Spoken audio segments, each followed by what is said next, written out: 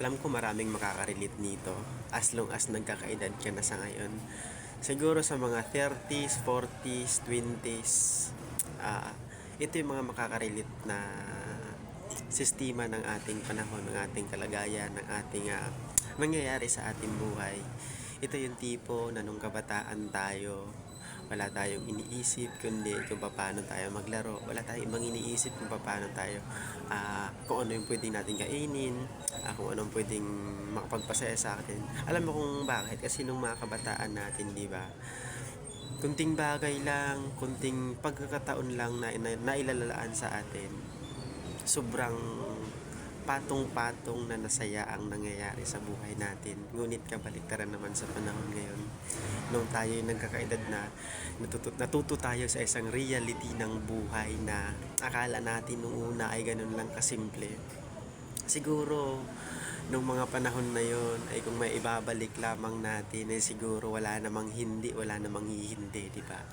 Kasi sa mga panahong kabataan natin, grabe ang saya. Grabe.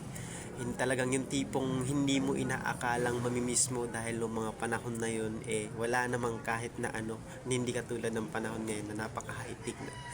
Kasi nung kabataan ng mga 1997, 1919 below 1919 na wala namang talagang cellphone, di ba, nung mga panahon na yun. Pero hindi natin nakalain na darating yung punto na katulad nito na kung kailan high-tech na yung panahon, saka natin naaalala yung mga bagay na akala natin nung una hindi mahalaga. 'Di ba?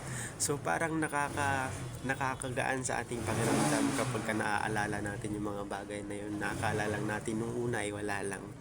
Ngunit nung natuto tayo sa realidad ng buhay na hindi pala ganun kadali. Nung tipong kabataan natin na inaalala natin, iniisip natin na siguro madali lang maging ganito. Siguro madali lang makuha yung ganito. Siguro napakasimple lang nito. Ngunit nang natuto tayo at nagising tayo sa realidad ng buhay, hindi pala lahat ng bagay ay ganun kadali. Kaya kung mayroon ka man mga bagay, mga opportunities na nagpapasaya sa ngayon, i-grab mo na, lubos-lubosin mo na.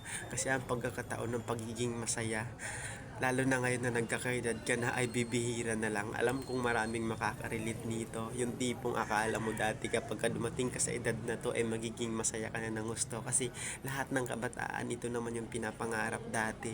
Yung gusto kong lumaki na agad, gusto kong tumanda na agad, gusto kong magkaedad na agad para maging masaya ako, para ma-achieve ko yung mga bagay na gusto ko. Ngunit sa panahon ngayon, ngunit sa pagkakataon na to, lahat ng bagay hindi pala ganun kadaling makuha. Kaya kung mayroon kang ina-achieve, kinugol sa buhay mo, gumulang yan.